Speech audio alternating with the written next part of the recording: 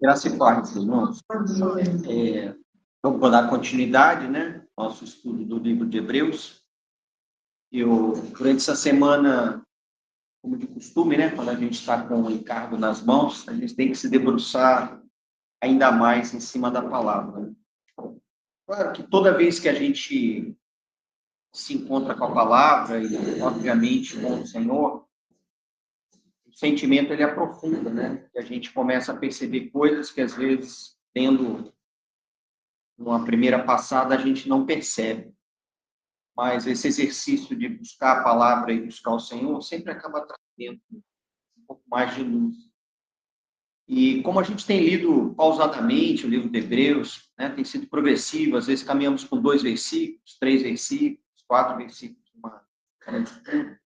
a gente vai pouco a pouco consolidando uma imagem, né? Então, obviamente, acho que isso é claro para todos os irmãos, a primeira imagem do livro é que essa é chamada de Carta aos Hebreus.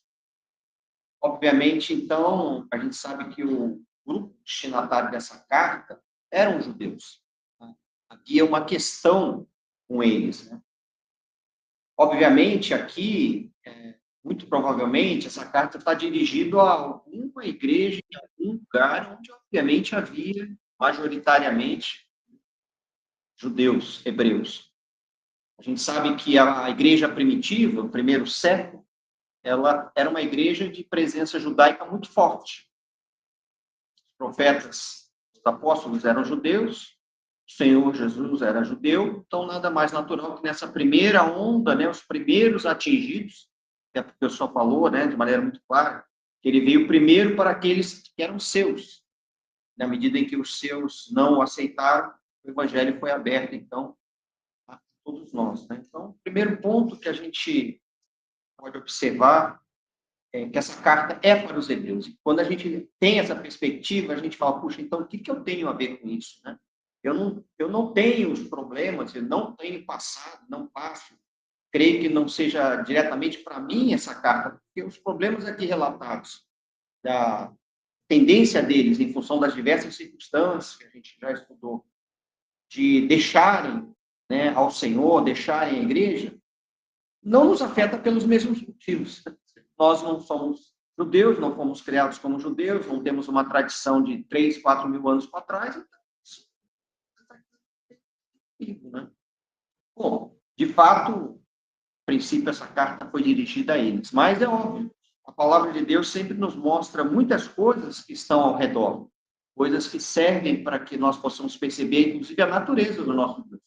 A gente percebe a natureza do ser humano, né? As reações, a forma de interagir, e também ver o que é o nosso Senhor. E eu pude perceber aqui claramente que o Senhor nos ama muito. Amém. O Senhor nos ama muito. E tem razão isso aí de ser. Tem razão porque ele nos comprou com alto preço. Quando você compra uma coisa que vale muito, você não quer perder aquela coisa de jeito nenhum. Né? Isso ocorre conosco dentro dos princípios humanos, né? Qualquer coisa que você adquira com alto preço, que te custou muito, de forma alguma você deseja adquirir. Tanto é que quando é assim, a gente faz seguro, né? A gente faz seguro. Não, isso aqui custou muito, faz seguro. A nossa vida custou ao Senhor preço de sangue. Né? Preço de sangue. Então, a princípio, o Senhor não quer nos perder de forma alguma. Então, esse é um ponto importante a gente considerar. Agora, muitas vezes você não quer perder alguma coisa, não porque você ame aquela coisa, é porque realmente, cara, mas você não tem amor por aquela coisa. Mas a gente vê na carta dos Hebreus o grande amor que o Senhor tem por aqueles que eram os destinatários dessa carta. Porque o Senhor foi com todo carinho, com todo cuidado, procurando abrir em detalhes para eles as verdades. O Senhor podia ter simplesmente falado, olha, quem quer ficar, fique, quem não quer, sai. Isso não é compatível com o preço que o Senhor pagou de sangue.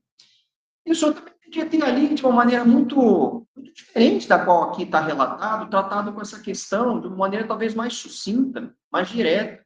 Mas a gente vê que o livro de Hebreus inteirinho está falando num sacerdócio superior, na tentativa de mostrar a eles, esses hebreus, essas pessoas que tinham essas tradições tão arraigadas, que o Senhor amava eles, que o Senhor havia feito uma obra, e que esse Senhor, ele era superior a tudo aquilo que eles tinham. Então, ele está se apresentando como algo de extremo valor a eles. Ele falou, vocês valoram o que vocês têm? Muito bom. Foi recebido da parte de Deus. Mas agora eu estou revelando para vocês um tesouro superior, uma aliança superior, um testamento superior.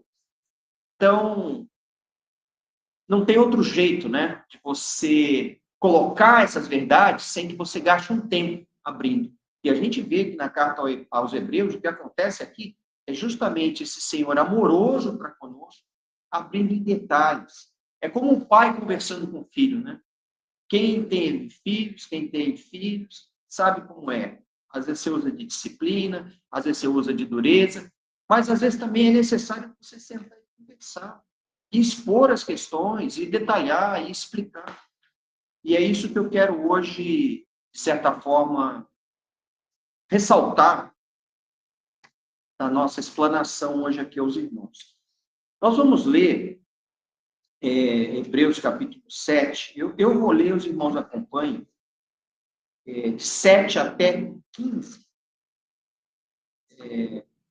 E depois eu vou entrar propriamente na palavra com os irmãos. No versículo 11, começando, fala: se, portanto, a perfeição houvera sido mediante o sacerdócio levítico, abre parênteses na minha Bíblia, né? Pois nele, baseado, o povo recebeu a lei, fecha parênteses. Que necessidade haveria ainda de que se levantasse outro sacerdote segundo a ordem de Melquisedeque, e que não fosse contado segundo a ordem de Arão? Pois quando se muda o sacerdócio, necessariamente há também mudança de lei. Porque aquele de quem são ditas estas coisas pertence a outra tribo, da qual ninguém prestou serviço ao altar. Pois é evidente, vamos guardar essa palavra aí, evidente, é evidente que o nosso Senhor procedeu de Judá, tribo da qual Moisés nunca atribuiu sacerdotes. E isso é ainda muito mais evidente quando a semelhança de Melquisedeque se levanta outro sacerdote.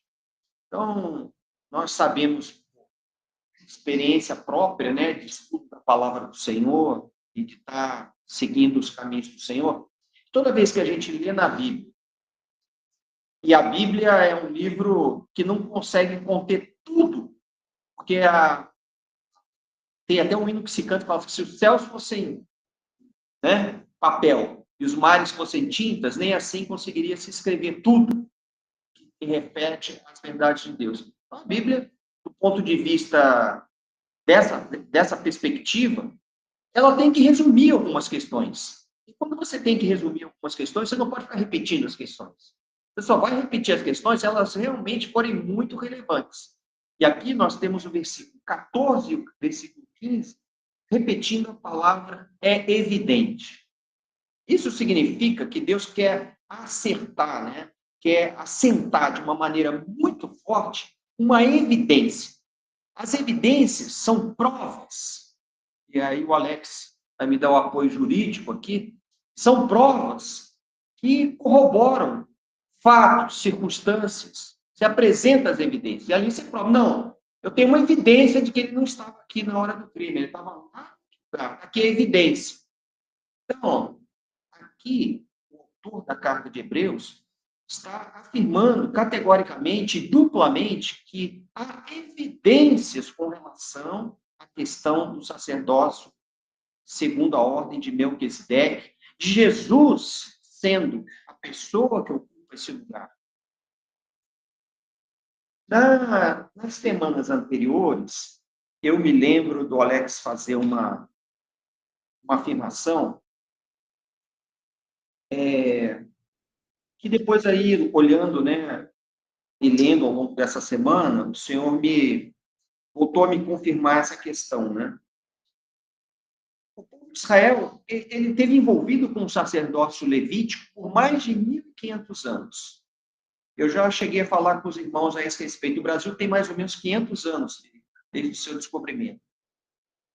Então, os irmãos tentem avaliar o que é você estar por trás de uma tradição de 1.500 anos repetida e mantida solidamente, porque havia os escritos mosaicos, havia os escritos proféticos, havia toda a palavra de Deus no Antigo Testamento sustentando a posição do ensino do sacerdócio levítico. E mais, a gente sabe que o sacerdócio levítico havia sido entregue por Deus a Moisés. Os 10 mandamentos, primeiramente. Moisés subiu, Deus foi lá, Moisés comprou as pedras, Deus esculpiu com o dedo os 10 mandamentos para Moisés. Depois, o sacerdócio, a lei sacerdotal. Todos aqueles preceitos que regulavam não só o sacerdócio, mas a sociedade judaica.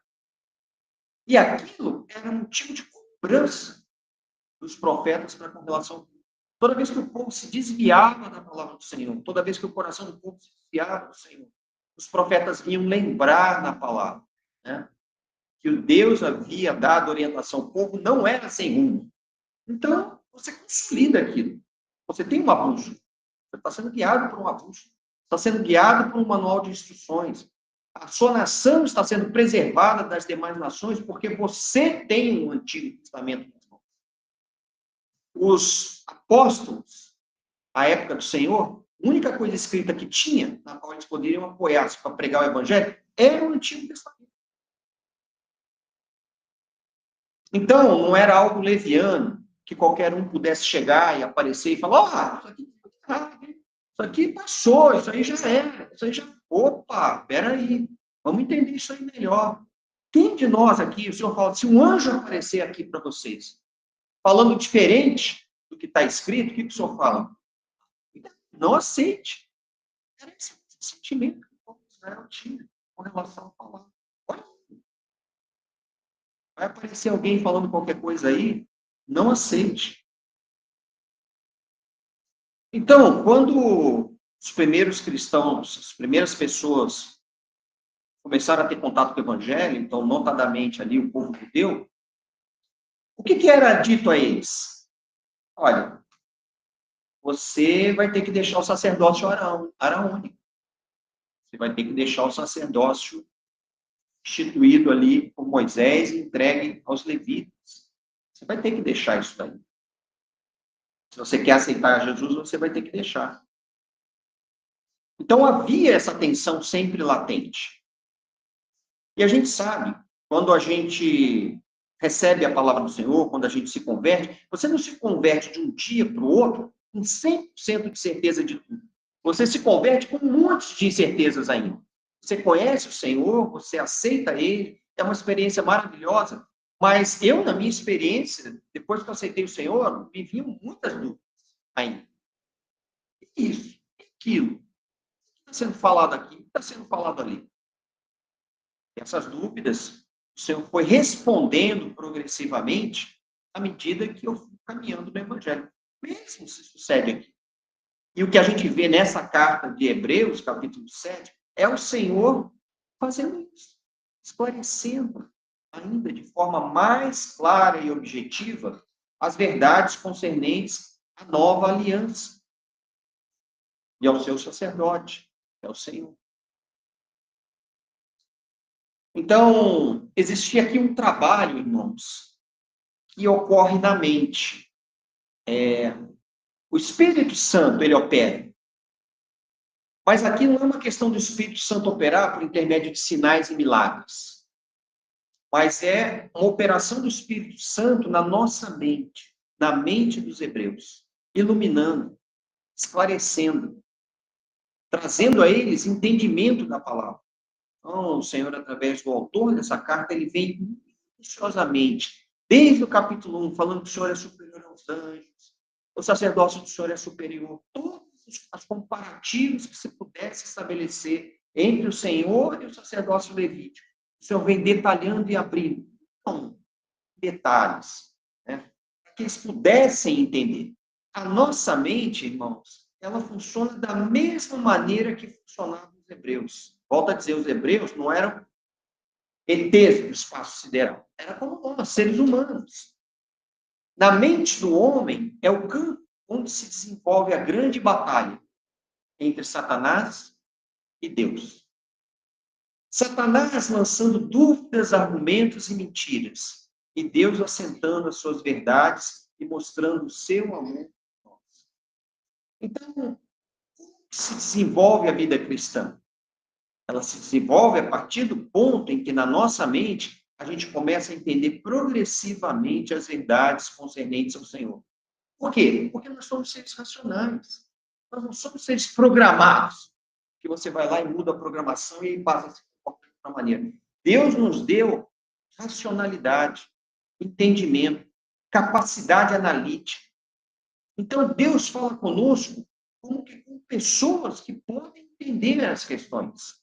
Então, ele explica em detalhe. Ele coloca e abre detalhes para que a gente possa entender o que ele quer nos ensinar, o caminho que ele quer nos levar. Os irmãos percebem? Nós não devemos nunca seguir o Senhor por movimento de bando. Chega lá na frente, você não sabe por que chegou lá. A gente deve seguir o Senhor e buscar o Senhor baseado naquilo que o Senhor tem mostrado a nós, naquilo que o Senhor tem ensinado, que nós racionalmente podemos entender, argumentar com Deus, receber a resposta, então ter uma posição consolidada. Eu creio disso. Paulo diz que nós devemos estar prontos a responder a qualquer um que nos indagar a respeito da nossa fé. A gente tem que estar preparado para falar. Senão a gente passa de tolo. Mas por que você segue o Senhor? Você dizendo assim, o Senhor. Não. Não é assim. Não é assim porque o Senhor nos explica as coisas em detalhes. E esses detalhes que o Senhor tem nos explicado, tem mostrado, denotam o seu amor por nós. Para que a gente não se perca, não se desvie, entenda, muitas vezes, a obra que Satanás quer fazer de nos tirar do caminho do Senhor, de nos fazer voltar ao mundo, nos fazer retroceder do ponto que já alcançamos junto ao Senhor. Eu já vi irmãos que já estavam andando com o Senhor há tempos, que tinham alcançado degraus de maturidade, que por alguma razão deram ouvidos ao maligno e tiveram a sua mente confundida e que retrocederam. A palavra fala que nós não somos aqueles que retrocedem, mas nós avançamos para a salvação plena. Nós vimos até agora que a lei tinha funcionado com o povo judeu como uma espécie de um mordomo, um aio, uma legislação que os ajudava a conduzi-los do ponto em que estavam até um determinado ponto que o Senhor nos queria levar durante o desenrolar do tempo. Então Deus usou a lei. Ele deu a lei e usou a lei com essa finalidade. Aquele povo, aquelas pessoas que formavam o povo de Israel, que tinham saído por intermédio de Abraão, lá de Ur dos Caldeus, irmãos, não pense que aquelas pessoas daquela época têm o grau de civilidade que nós temos hoje. Hoje nós temos leis claras, abundantes, temos comportamentos éticos, sociais abundantes. Ali naquela época, pessoas eram apedrejadas, né? Pessoas eram mortas de uma maneira muito diferente do que é hoje, ainda que hoje morre muita gente. Mas era diferente a forma como os homens se relacionavam. Era uma forma muito mais curta do que nós temos hoje. E Deus, ao dar os 10 mandamentos, ele estabelece princípios básicos. Não matarás. Não tomarás a mulher do teu próprio. Por que ele põe todas essas leis? Por que você põe uma lei? Quando você começa a perceber que tem muita infração de alguma coisa, né? Tem alguma coisa errada acontecendo, o pessoal está correndo muito aqui nessa rua. Vamos determinar uma lei aqui, que essa não pode passar de 40 dias.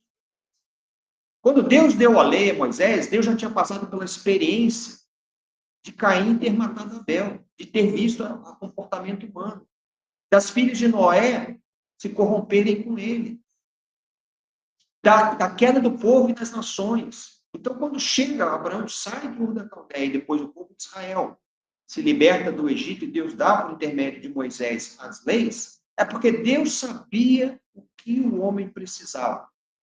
ainda não estava no ponto de poder revelar Cristo, ainda que ele estivesse ali por trás de tudo isso, né? Por trás de tudo isso estava o Senhor. Mas o homem ainda não era o tempo, então Deus dá a lei a eles. E Deus dá um caminho para que o homem pudesse caminhar junto a ele por conta dos sacrifícios.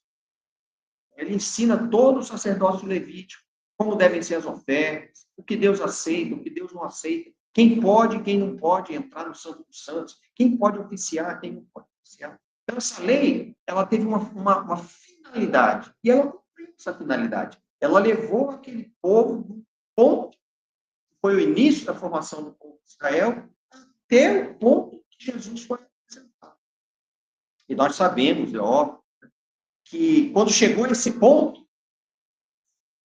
o tempo da lei havia passado, né? Você está trocando de legislação.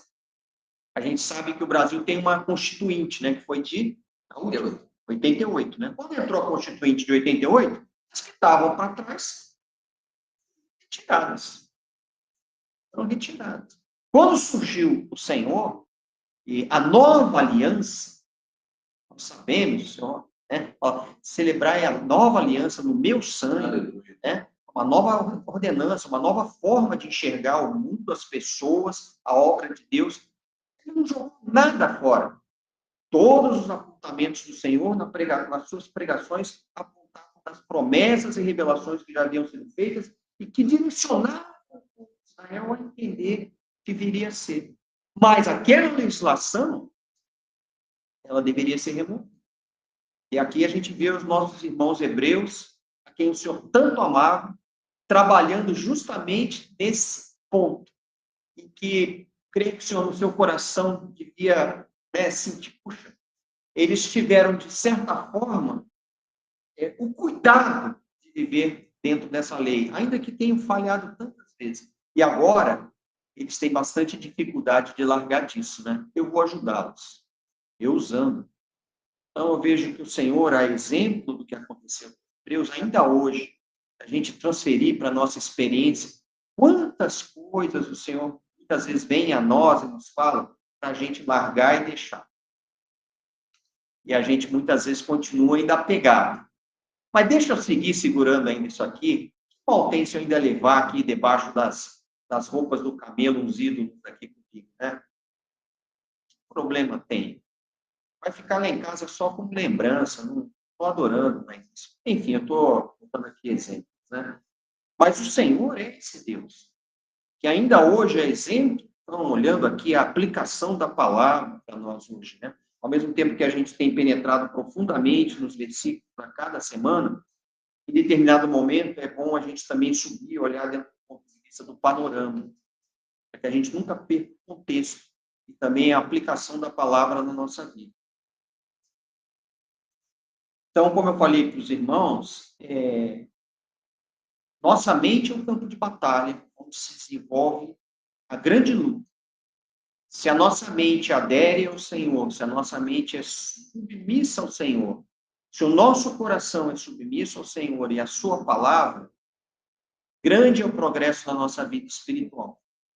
Se nós temos muitas barreiras, baluartes na nossa mente, defesas, linhas de retaguarda, grande é a dificuldade e a obra que o Senhor tem que realizar. E é por isso que, obviamente, nós não somos máquinas, somos pessoas, cada um com uma personalidade, um histórico, um background, de onde veio, como veio, pelo que passou. Deus não se importa, Ele trabalha personalizadamente na vida de cada um de nós, né? Aqui não é passada uma nova programação inteira na cabeça de todo mundo. Longe disso, quando você vai para um lugar que é assim, pense seriamente. Deus não nos trata como máquinas, mas como seres humanos. Essa é a realidade que guia todos nós, seres racionais. Deus nos trata como seres racionais. Então, a gente entende a luta que os hebreus estavam travando, né? Em todas as dimensões. Como eu disse aos irmãos, o Senhor se apresenta superior aos anjos.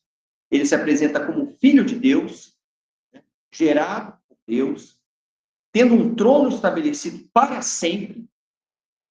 A gente sabe que todos os tronos que foram estabelecidos na nação de Israel foram tronos que passaram. Por quê? Porque as pessoas. Davi morreu, Salomão morreu, Todos os demais reis de Israel passaram, morreram. Os grandes sacerdotes pelas quais a nação de Israel passou, os grandes sumos sacerdotes, todos eles tiveram início, meio e fim. E o Senhor vem e fala agora, é hora de um sacerdócio superior. Olha que maravilha. Um sacerdócio superior. Agora você não precisa se preocupar. Quem será o novo sumo sacerdote? Será que ele é uma pessoa apegada a Deus ou não? Será que ele vai falar diferente do que falou o outro? Não. Agora nós temos um único sumo sacerdote que fala para sempre, que vive eternamente. Amém. Né? A gente não tem estranheza. Ou será que eu vou me dar bem com o novo sumo sacerdote? Né? Será que eu vou ser bem recebido por ele? Não. É o mesmo Senhor. Então, o Senhor veio falar aos seus filhos hebreus, detalhando de forma extraordinária o seu sacerdócio. E é o que nós temos visto aqui. Eu acho que agora, ao longo de pelo menos esses 7 capítulos, nós vamos ver nos demais capítulos, realmente a superioridade do sacerdócio do Senhor. Se a gente tiver os olhos claros, a gente vai amar ainda mais o Senhor, vai se sentir muito mais feliz por estar debaixo desse sacerdócio, né? Vai se sentir amado, né? E guiado. E vamos perceber que o mesmo cuidado e carinho que o Senhor teve com os hebreus, o Senhor tem conosco. Às vezes a gente não tem essa percepção, a gente caminha como brutos durante a semana, batendo cabeça para todo lado, e não tem a percepção. E muitas vezes vem as circunstâncias, e nem diante de circunstâncias ainda a gente às vezes tem a percepção, não, mas Deus está cuidando. A gente começa a se desesperar, se angustiar, todos nós, eu inclusive, mas quando a gente se depara na palavra, começa com entendimento, olhando em perspectiva o que nós temos ouvido no Hebreus, que a gente depreende exatamente isso. E dependendo da situação tão crítica que eles estavam, imagina, talvez a gente, quando era para trás, São Bopete é só você tesouro. Né? Mas Deus está ali cuidando para que isso não aconteça.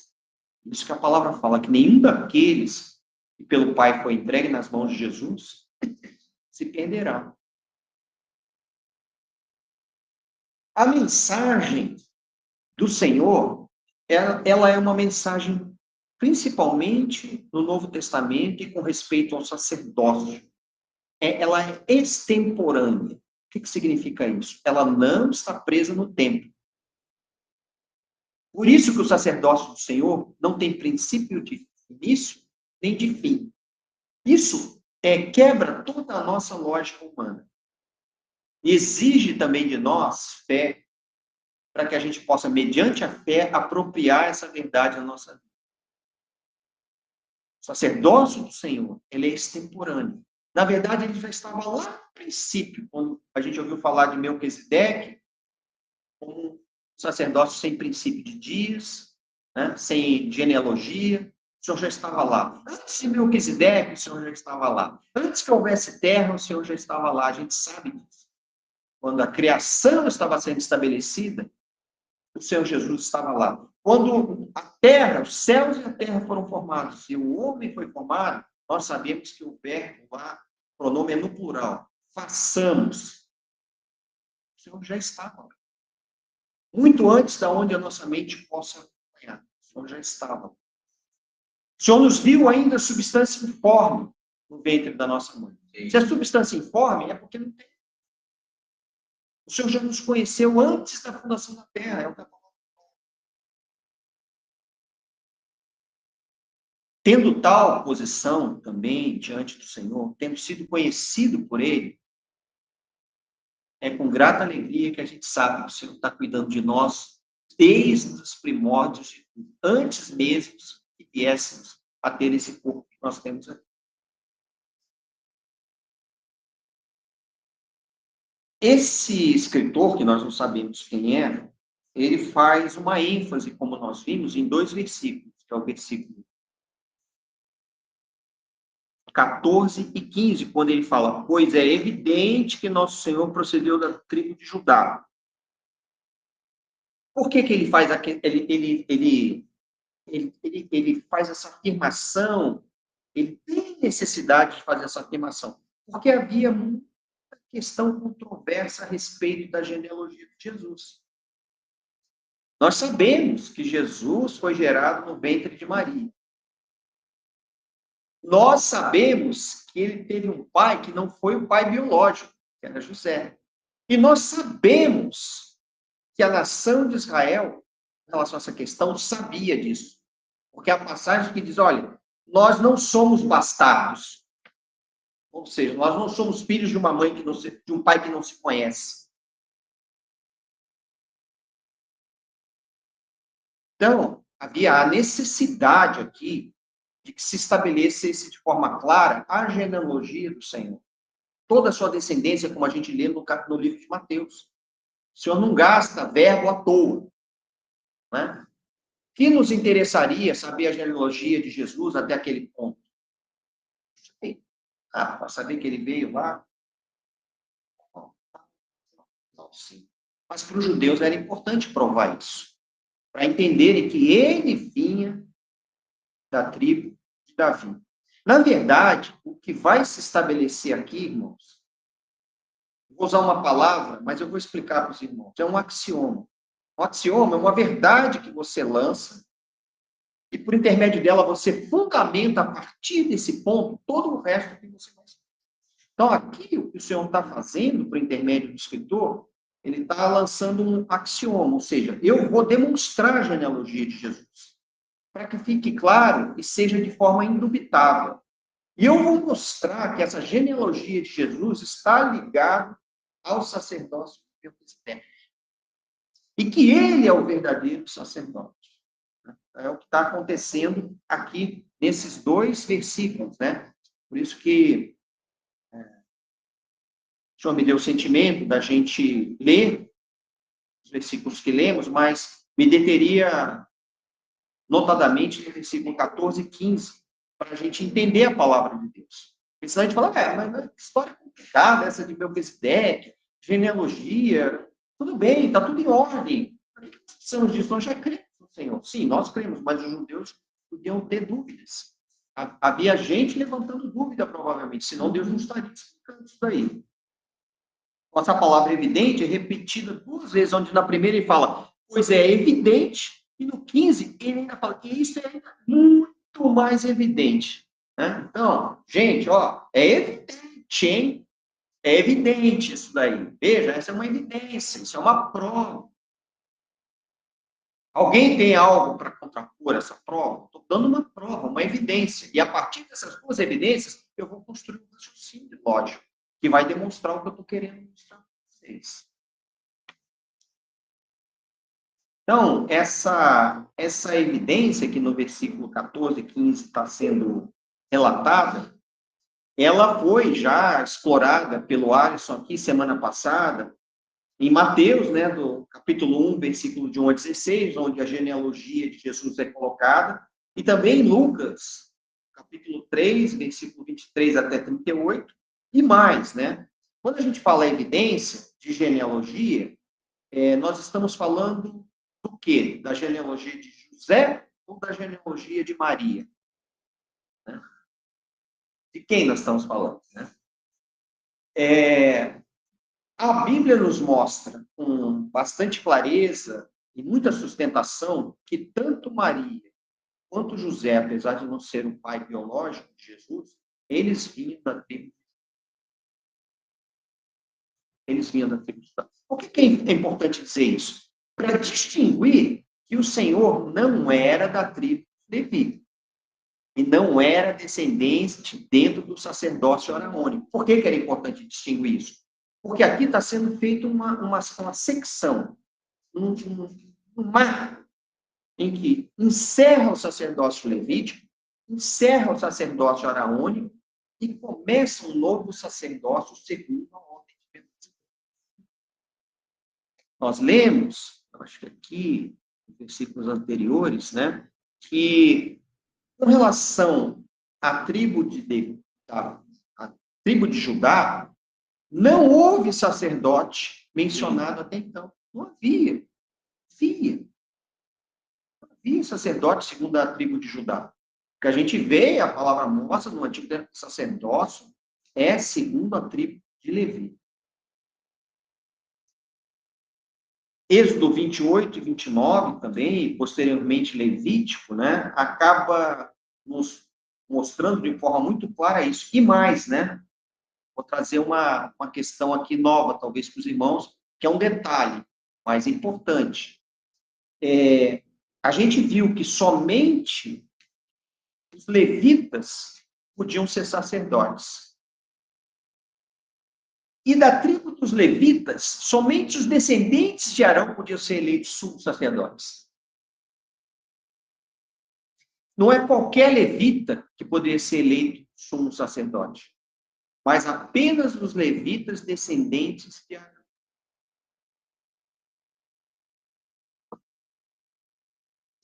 Bom, o escritor, ele obviamente procura construir esse entendimento lógico, esse axioma que eu falei para os irmãos, né?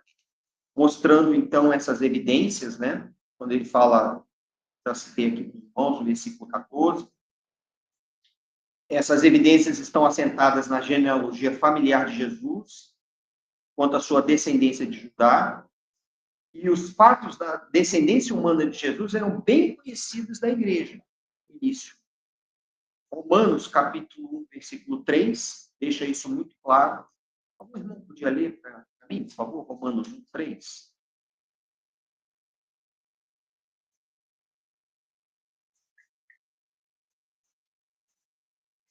É, 1, 3. Com respeito a seu filho, o qual, segundo a carne, veio da descendência de Davi. A gente sabe que Davi pertencia à tribo de Judá.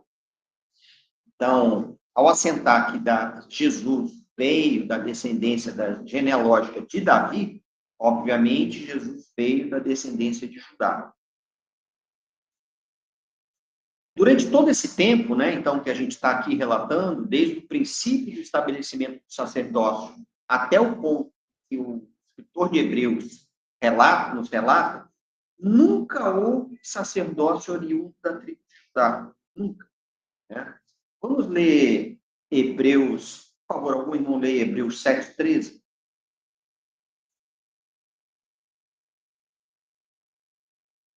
Porque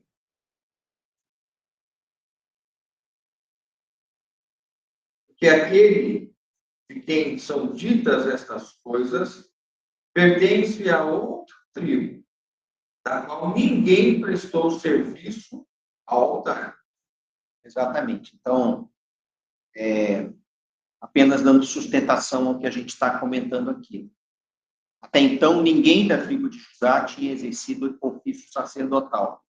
E ai de quem se atrevesse, dentro do período do sacerdócio levítico, a fazer isso. Seria fulminado. Qualquer pessoa estranha à tribo de Levi, se tentasse exercer o sacerdócio, seria fulminado por Deus. E depois a gente vê, né, o Senhor estabelecendo no capítulo 7:15 aqui, né, nós acabamos de ler, eu vou ler novamente para os irmãos, e isto é ainda muito mais evidente quando a semelhança de Melquisedeque se levanta outro sacerdote. Então aqui ele põe o machado e separa, né? Agora ele fala, porém evidente que segundo a ordem de Melquisedeque se levanta outro sacerdote. Semana passada, o Alisson nos trouxe, né, e conduziu a leitura até Salmos, até Gênesis, a diversos capítulos da Bíblia, que mostram que o Senhor, ele era esse sacerdote já prefigurado no Antigo Testamento e que veio a se tornar realidade no Novo Testamento. Nós vemos isso em Gênesis 49:10, também vemos no Novo Testamento, tanto em Mateus, né? Quando ele fala muito mais evidente, realmente ele está reforçando essa questão. Então, uma outra coisa que nós podemos observar, olhando assim em termos panorâmicos, né? Todo esse relato que vem lá desde os tempos primordiais, né? É que o primeiro sacerdócio que aparece relatado na Bíblia, qual que é o sacerdócio? É aquele relatado de Melquisedeque trazendo ali pão e vinho, né, para Abraão e seus companheiros ali naquele momento. Então, ali você tem uma primeira revelação de uma primeira linha sacerdotal, que já era uma linha sacerdotal que não tinha ligação com os levitas, né? Não havia levitas ainda nesse momento. Vamos tentar olhar no tempo a escala cronológica das coisas, né? Deus chama um povo, Ur da Caldeia, através de Abraão. Ele sai. Aparece o primeiro sacerdócio, né? Bem, uma passagem bem rápida, né? Concisa. Depois Abraão caminha e acaba onde? Com a sua família, sua descendência, lá no Egito. Lá no Egito, prisioneiros. Depois eles saem do Egito. Quem libera eles do Egito? Moisés. Então, a partir daquele momento, entra a lei mosaica. Não tinha lei mosaica até aquele ponto. Então, a gente vê que o sacerdócio, segundo a ordem de Melquisedeque, ele precede o sacerdócio levítico. Pois é, quando a gente olha isso, a impressão que a gente tem, em função das circunstâncias que aconteceram ali no Monte Sinai, quando Moisés vem, quebra a lei, tem que tomar aquela atitude extrema, que Deus vinha caminhando para levar o povo todo como raça eleita sacerdócio real, por ordem da ordem de Melquisedeque. Mas surge uma circunstância que impede que isso se suceda, que o povo todo se corrompeu, praticamente. Então, vem um hiato, vem um intermédio aí, um período intermediário, né? Ana falou aqui intermédio, período intermediário. Vem um período intermediário de tempo, onde Deus, não podendo se dispensar a todos, assim como chamou Abraão, que não podia se dispensar a todos os homens, né? Deus teve que tirar alguns, teve que escolher um povo. A mesma coisa acontece aqui, não deu para eleger um sacerdócio para todo mundo, teve que formar um sacerdócio de um subgrupo. Então, você vai imaginando, né? O senhor vai afunilando e fazendo subgrupo. Então, a gente tem um período de sacerdócio levítico. Quando o período de sacerdócio levítico se encerra, o que aparece depois, na sequência? Sacerdócio segundo a ordem de Melquisedeque de novo. Mostrando que esse foi um período temporário, provisório. Os irmãos conseguiram perceber a construção da ideia? O período intermediário. Não era o que Deus queria preliminarmente, originalmente, mas foi consequência dos atos cometidos pela nação de Israel naquele momento. Então, Deus dá o sacerdócio levítico, dá as leis para segurar o ser humano. Ali representado pelo Israel. Claro, tinha ser humano para todo lado, mas só tinha escolhido um povo para fazer essa operação. Então, a gente tem sacerdócio, segundo a ordem de Melquisedeque, começando a ser revelado, sacerdócio levítico imposto por uma circunstância, aos pés do Monte Sinai, e depois o encerramento desse período na plenitude dos tempos, quando o Senhor prometeu e falou, olha, virá o tempo que o leão da tribo de Judá virá para resgatar sua nação, seu povo, e mais, abençoar todas as demais nações, como era a promessa dada a Abraão. Panorama bom, né, da gente entender essa questão como um todo, né? Bom, o que eu trouxe aqui, subsequentemente, com os irmãos, na verdade, eram alguns versículos, né, que, obviamente, alguns já foram lidos, mas eu vou ler novamente aqui para os irmãos, no sentido de, ao concluir, né, a gente ter a forte sensação e certeza que tudo apoiado na palavra do Senhor, tudo apoiado nas suas promessas, naquilo que ele disse e cumpriu. Como nós vimos, né, no início do assentamento dessa verdade, em Hebreus 7,14, quando ele mostra que há evidências de que o Senhor é segundo a tribo de Judá, e ele faz essa questão porque havia promessas, eu vou chegar no versículo, mas havia promessas que o descendente da tribo de Judá viria a assumir essa posição. Então, quando isso acontece, é cumprimento. Então, ele tem que mostrar, bom, mas quem disse então que Jesus é da tribo de Judá? Aqui, versículo 14 e 15, está sendo feito esse assentamento desses dois, esse pilar duplo, né? Versículo 14 e 15. Em Gênesis 49, no versículo 10, fala que o cetro não se arredará de Judá, nem o legislador dentre seus pés, até que venha Siló. Essa palavra Siló, os estudiosos, em sua grande maioria, atribuem ela como o equivalente a Jesus. Até que venha Jesus. E a ele se congregarão os povos. Ou seja, todos os povos se congregarão ao Senhor, na consumação dos tempos. Né? Jeremias, capítulo 23, versículos 5 e 6, também nos diz: Eis que vem dias, diz o Senhor, em que levantarei a Davi um renovo justo. Vem tempos, lá no futuro. E rei que é, reinará e agirá sabiamente e executará o juízo e a justiça na terra. A gente conhece alguém que tenha tido essa capacidade de executar justiça e juízo na terra? Ele não está falando numa nação. Ele está falando na terra.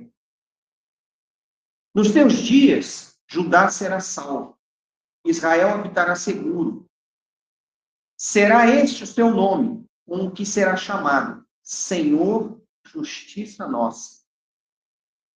Então, aqui em Jeremias, ele aponta esse momento, né, de transição do sacerdócio da tribo de Levi para a tribo de Judá. Outra coisa que também queria chamar a atenção aos irmãos é que a separação entre reino e sacerdócio foi uma injunção de circunstâncias, também daquela época. A gente sabe que quem era sacerdote não podia ser rei, e quem era rei não podia ser sacerdote. E por que aconteceu isso? Por que aconteceu? Porque o Senhor havia determinado, né?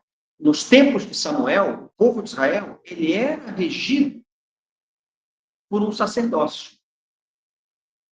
Até que o povo reclamou. Mas as nações têm um rei. Todo mundo tem um rei. A gente não tem um rei. Nós queremos um rei também. Até aquele momento, quem governava a nação? Juízes, sacerdotes. Aí vem o sacerdócio humano, vem o reinado humano. Levantado ali os reis, Davi, Salomão e todos os demais. O reinado de autoridade humana, de governo, seguiu uma linha. E o reinado, do ponto de vista da autoridade espiritual, seguiu outra linha. Então, tem a linha do sacerdócio e tem a linha do reinado humano. Não poderia haver inversão. A gente sabe o que aconteceu com Saul. Ele se propôs a oferecer sacrifícios e ele não era da tribo de Levi. O que aconteceu com Saul? Perdeu o reino. Perdeu o reino e a vida. Sim. O reino e a vida. Então, essas duas linhas caminhavam separadas ali, por circunstâncias de injunção. Quando Jesus aparece, ele volta a unificar. Ele é o nosso rei e sacerdote. Percebe como é que as peças vão sendo postas no lugar de novo, através do sacerdócio superior de Jesus, segundo a ordem de Melquisedeque, volta a ser aquilo que Deus havia planejado. Então, irmãos, isso deve ser de motivo de muita alegria quando a gente ganha esse entendimento. É Deus resgatando o seu plano. Porque muita gente fala, que plano estranho esse de Deus, está tudo errado. Está errado, só acontece tudo errado. Tudo que ele planeja não acontece. Né? É porque você não conhece o movimento de Deus ao longo do tempo, as peças que são movidas no tempo oportuno. Em Jesus, tudo é reencabeçado. Tudo é reencabeçado. Então, coloca em ordem. Volta é a junção de sacerdócio e reinado.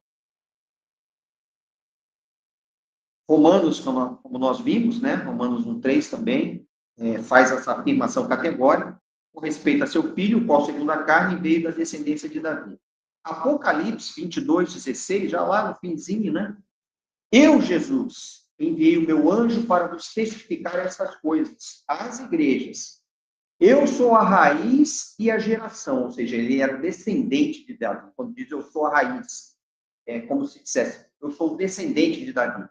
A brilhante estrela da manhã. Ele era da tribo de Judá. Isso tudo tem assentamento porque o sacerdócio levítico, irmãos, ele era imperfeito e temporário. Houve uma pergunta, eu acho que na semana passada, daquela irmã que estava nos visitando. Sim. O nome dela? Cris. Isso, Cris. Era um nome outro, mas é Cris para ficar mais fácil, né? E ela fez uma pergunta, no que o sacerdócio levítico errou? Eles erraram. É que, por natureza, eles já eram errados, assim como nós somos errados. Não há perfeição na humanidade. O homem foi criado perfeito, à imagem e semelhança de Deus, mas a gente sabe, né? A história, né? Eu não vou repetir. A execução do sacerdócio é falho porque ele é executado por homens. Então, tudo aquilo que é executado por nós tem problema. Rodeado de fraqueza, né? Tem problema. E a gente muitas vezes se acha certo.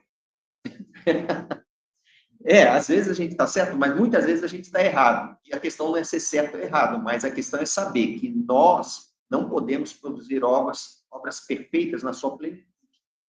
A gente sabe que o apóstolo Paulo, ele falou, olha, eu avanço, né? Eu avanço para a perfeição. Cada dia eu avanço nesse sentido, é como uma meta, né? Até que, por fim, o que faltar, Deus há de completar. Amém.